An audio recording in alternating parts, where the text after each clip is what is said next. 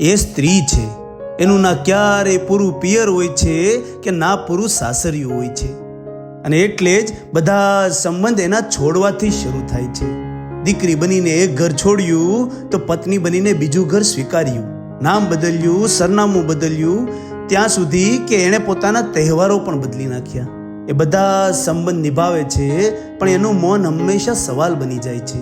બે ઘરોની વચ્ચે એનું અસ્તિત્વ વહેંચાઈ જાય છે. પિયરમાં જઈને પણ એ પોતાનો સામાન કબાટમાં નથી રાખતી, સુટકેસ બંધ કરીને એક ખૂણામાં મૂકી દે છે.